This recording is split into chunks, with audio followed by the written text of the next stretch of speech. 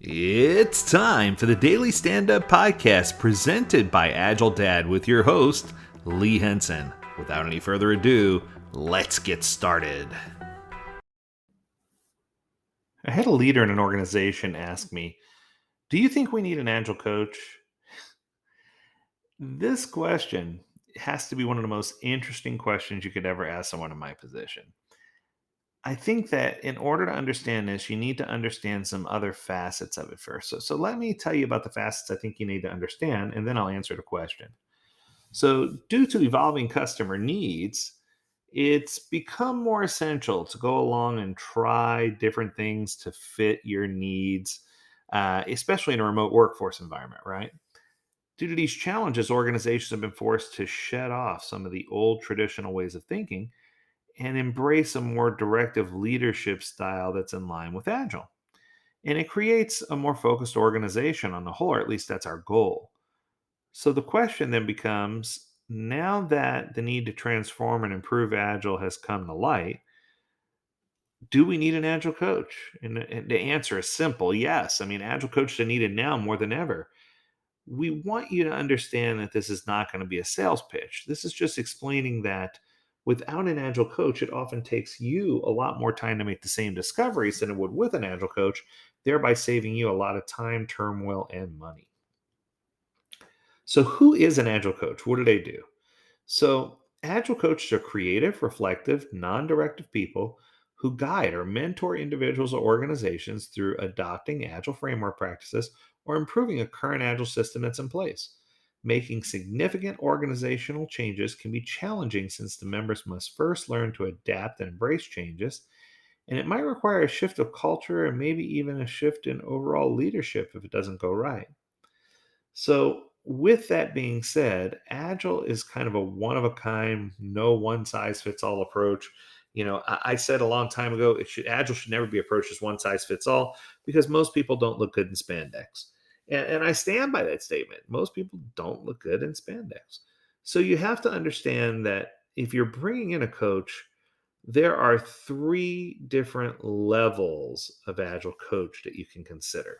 So before you dive in and say, okay, what do we do? The three levels of coaching. So level one, or the ground level, is more of an agile team facilitator, and is a person who's within the team. They are there to facilitate meetings. They are there to facilitate conversations. They just make sure things don't go off the guardrails. So I don't know if they're specifically um, in a coaching capacity. Level two is what I call a true agile coach. And this is a coach that works with generally one team or one product or one service, and they're trying hard to do whatever they can to get that product to be optimized so that people can feel comfort in knowing that no matter what they're doing in their job title or role or responsibility, that we can map this back to accountabilities to help them be successful as a coach or as a team member or contributor. And that's the coach's job. Okay. Level three is the enterprise level coach.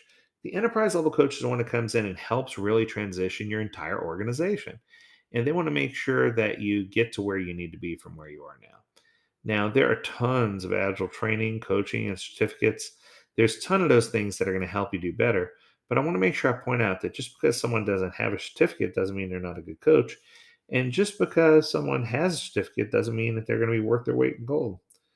It's one of those things where we as an organization need to really dig in and decide what value are we trying to get out of an agile coach. How does that work, and how is it going to impact us, and decide what type of coaching is needed. Now this is where it really gets interesting. So at AgileDad, we offer three different types of coaching. So the first one is coaching in a traditional way, meaning that you buy a certain number of hours.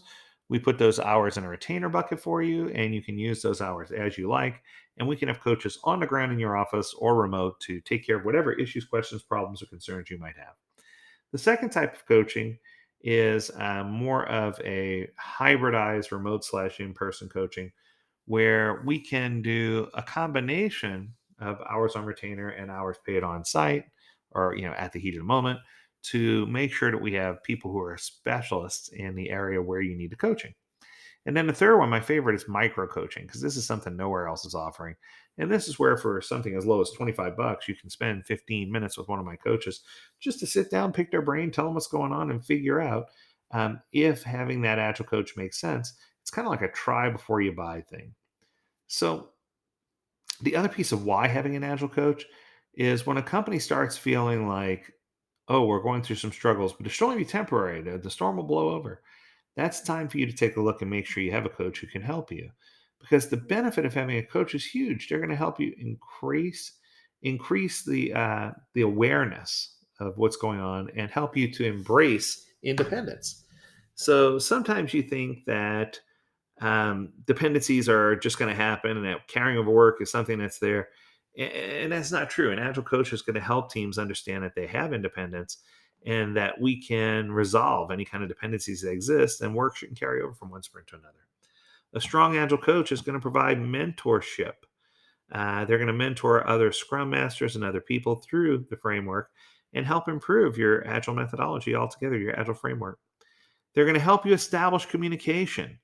And they're going to make sure that they have the right meetings with the right agenda and the right attendees, the right time box, and all the things that you would expect. They're going to prepare leadership for what they need to expect and make sure they're setting realistic tones and making sure leaders want to participate. And then finally, they're going to act as a voice of experience. So these people are in these coaching positions, and I've seen this in organizations where, oh, I have a year of background facilitating, helping my team to get to this point. I'm like, ouch. A strong coach should have multiple years of experience professionally coaching, helping teams and organizations really reach a point where they can do better and they can be reassured of their doubt and they can be perfected in what they do. And I think that, you need to know that this voice of experience is there to help. And the team needs to know, and the organization needs to know that you care, because people don't care how much you know until they know how much you care. That's going to do it for this episode. I hope that you took away some nuggets of value. If you have a topic you want us to discuss, remember you can always reach out to us. Learn more at AgileDad.com. We'd love to hear from you.